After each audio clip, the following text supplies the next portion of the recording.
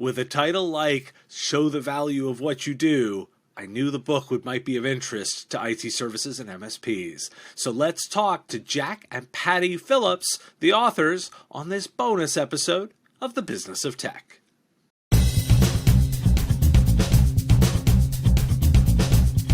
MSPs are frequently at the forefront of cybersecurity challenges. Between changing customer expectations and the growing threat landscape, you are stretched thin.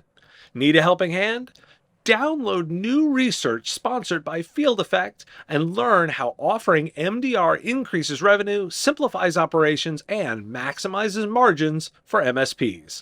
This independent analysis explores the growing managed detection and response market and how MSPs can differentiate their managed security service with the right MDR solution.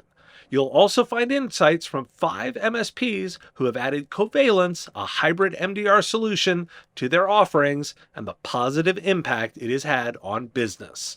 Want to learn more? Visit fieldeffect.com/MSP-report, and the link is in the show notes. Well, thank you both for joining me today. Thank you for having us. Thank you. Well, the first question I always start out with is, tell me a little bit about your journey to get here. It's always useful to know how somebody gets to where they are. How did you get to where you are now? I came out of technology. My first degree was electrical engineering from Georgia Tech, and I flipped over into a learning department at Lockheed Martin. And I had a request to show the value of a project I was working on. And the value that this person wanted, it was a chief engineer, he wanted to see the actual ROI. So we're investing money, show me what value that it delivers to Lockheed. And I'd never had that request before. I worked on that. I was working on a master's degree in statistics at the time. And so I used all my resources to come to a good conclusion to his request. That it became a system, a process that we just kept refining and making it better. We wrote a book on it in 1983. We turned that into this company 10 years later. So we've been operating now for about 30 years. And we work in 70 countries. We've written now about 100 books that support this. Our books are in 38 languages. So it's grown quite well over a period of time. And we just put our capstone book, I guess, together, a simplified approach to what we're doing here as a way of thinking, and it's called Show the Value of What You Do. We'll talk about that more later, but that's kind of the summary of where we've been. We both have experience in the business world. Patti, why don't you add to that? I got my real job out of college. I worked for a large electric utility, and through that experience, of course, learned the business of the business, the electric utility, but one of the departments, the last department that I worked in, was market planning and research. And so my team was made up of economists, planners, researchers. We did the customer research. We developed electric utility rates. So cost-benefit analysis, research, methodology is part of what we did every day. And I remember when I finished up my graduate degree, one of the projects that I worked on was a project to demonstrate the impact of junior achievement, if you can imagine. I don't know if you remember junior achievement. But I love the work and I love the type of projects. When I left the power company, a mutual friend introduced Jack and me, and I really just loved the work that he was doing in corporations to help them demonstrate the value of these investments that companies were making in their people, yet they were investments for which there was no evidence at all that anything was delivering value. I did not come from HR.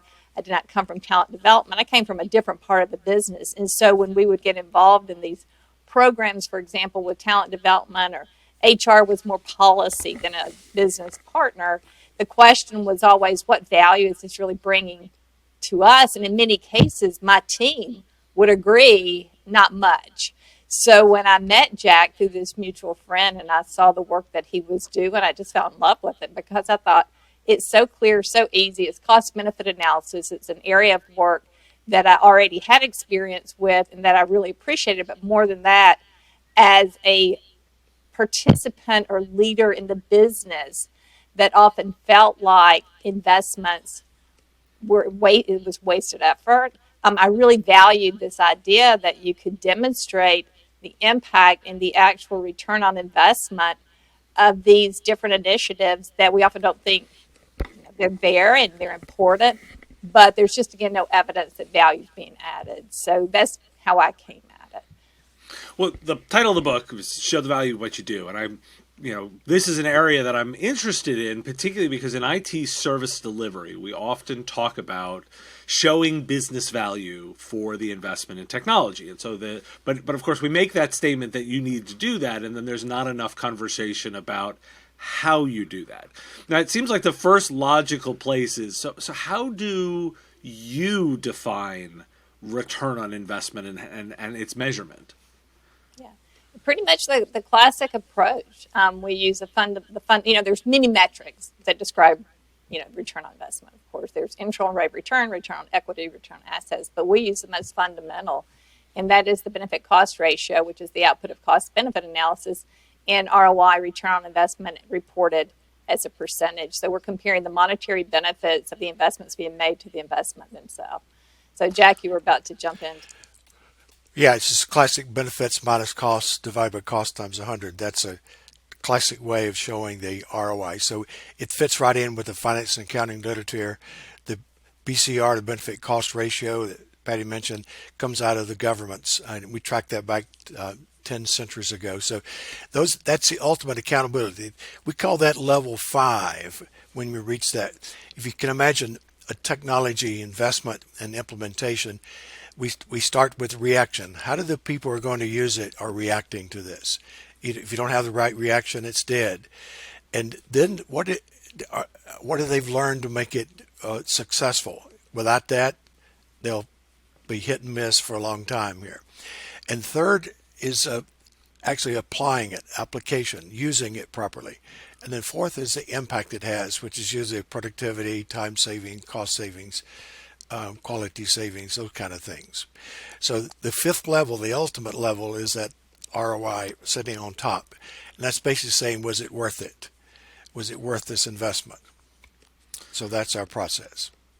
Okay, so, but there's a lot in there, right? And so particularly for somebody who still feels like they may be struggling a little bit, how do you guide them to get started with this process? They know kind of instinctually, hey, if we invest here, we'll get some value, but what do they need to start capturing in order to be able to do those calculations well? Patti, I'll start with that. What we've laid out is a 6-step process here. Your project that you're implementing, you've got to start with why. And why is a business need? What is that business value? And it must connect to that. Second, make sure that your solution is the right solution. Sometimes that's obvious, sometimes it's given, but sometimes it misses it, that this is a way to improve that impact that you want. And then we expect success so that all of the people involved in the implementation clearly see where we're going with it. Success is not there until we have that impact. That here we're designing basically the implementation to deliver the impact that we want. We're all working as a team to make sure we get to that ultimate level of accountability, the impact. Then we collect data along the way to see how well it's working around reaction, learning, application, and impact. And then we analyze the data to show how it's working all the way, including that calculation of ROI. But then we leverage it for results. We leverage it to improve the system that we have, the implementation we have, if it needs to be. We leverage it to improve future investments in this kind of process. We leverage it for support. So that's using the results in good ways to help the people involved. So that's 6 process steps that we go through, driving the 5 levels of success: reaction, learning, application, impact, ROI. Patti, I think I took up all the time on that. I'm sorry. No. So what can you add to that? Well, and just to add to it, it begins with what are the business measures that need to improve. So we take those different steps, those different types of data that Jack mentioned, and you're really kind of flipping it. and beginning with what is the opportunity for the organization to make money, save money, avoid cost, and do greater good while making money, saving money, and avoiding cost, and what are the specific measures that tell us how we're performing in that area and what needs to happen. So, for example, you want to increase sales. Okay, how much? What kind of sales? Sales to whom? Is it sales to new customers? Sales to existing customers? And by how much? It might be employee turnover. Turnover of whom? Is it the front line? Is it middle management? Who is it? Could be quality. So we look at measures of output, quality, cost, time, customer satisfaction, job satisfaction, work habits, innovation. So what are opportunities? What are the specific measures that need to improve that tell us if we improve them, we're moving toward that opportunity? And is that opportunity worth pursuing in the first place? And then from there, we sort out, well, what's happening or not happening that if we change it can help us improve those measures, identify the solutions that can work, and then sort out what do people need to know to make the solution work and how can we roll it out so that people buy into it. They learn what they need to know, do what we want them to do to improve the business measures. So to begin with, it's all sorting out those business measures. What is our opportunity or problem? And what are the measures that are telling us we have an opportunity or a problem? And is it worth pursuing? Are these measures, or is the improvement in these measures really worth pursuing? What is the value of that improvement? And then we work from there. So, Patti, you threw out a lot of different kind of ideas for metrics. Is there kind of a magic number of them? Like, because you can't manage 100 metrics, and you probably don't want to manage to just one. How do you pick that number, and how do you identify which are the key ones that you want to focus on? Yeah, and that's a great question because there are thousands of metrics, and more is not better, more is more. So it's really looking at what are the measures that matter most. What are the measures that tell you, one, the direction you need to go and the direction you are going. So Jack talked about this chain of impact, or this process. There are 5 categories of data that we work with. There's the measures that tell us what we want people to think about a product, or what we want them to think about a process, and then defining that in very simple terms. And that could be something as simple as, people are telling us it's relevant to their job. People are telling us it's relevant to their organization. Sometimes we even use Net Promoter Score. From a learning perspective, it could be something as simple as people telling us they have the knowledge they need to do what we want them to do. So what are the measures that tell you people get it to the extent that they need to know something? The same with behavior change and application. It depends on what are the objectives. What are you trying to get to? Your impact measures. Typically at that impact level, an organization focuses on 5 strategic pillars, for example. So it's the key performance indicators within each pillar that we're targeting. So it's different for different organizations, of course. And again, more is not better. We begin with, where is the organization? What are those 5 strategic pillars, or what are the 3 strategic pillars? And then we pull from there and then back into it. Does that make sense? Was that a good enough non-answer for you? Because it really does just depend, but it's a great point. You don't want a lot of measures. You want measures that matter. Right. So, Jack, I'm going to ask you that, there sounds like there's a lot. I mean, this sounds like a lot of process, right? And now in my space, we all embrace process because it's very good for technical change. But at the same time, there's a balance there, because the smaller the organization, oftentimes the less able they are to take too much process. So talk to me a little bit about sort of how you scale up, or in particular scale down, for different size organizations with the methodology. Yes. See, for a small organization, the key thing is to think ROI. Think this process as they implement any new system. Think about how people react. What do they have to know to make it work? What will they have to do to be successful? And what impact it's going to have in my organization, and is it worth it? If we can get that thinking in, that helps us in a big way, because it avoids a lot of missteps and mistakes along the way. For a larger organization, obviously we put more structure around it. We've got huge implementations where the implementation's in millions of dollars, and so you just got to make sure that things are working, and and it all delivers the right outcome, and it does it with a positive ROIs. So you put more structure around it and more systems around it. We have standards that we use to guide our success. I should say guide the process. Those standards are built with credibility and conservative approaches in mind. They're really CEO and CFO friendly. The rules along the road, I should say, is what we call them sometimes. You need that, particularly when you've got a large project that you're evaluating. So we adjust the detail and the in-depthness with the organization. Of a small organization, we just want them to think this way and do some informal checks, if nothing else, to make sure things are working properly. Larger organizations, we want more analysis. So when you all were writing the book, what's sort of the model, the use case, and the persona of the reader that you were envisioning would be the most beneficial of taking that all in? Yeah, it's team leaders are typically a team lead for an organization, so they can see what work that they're doing. Project managers, consultants,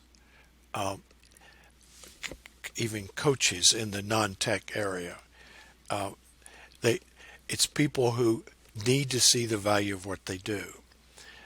So even an individual contributor just working by himself or herself sometimes need to think this way and even show some data around that. But most of it's going to be a project team that we're involved in.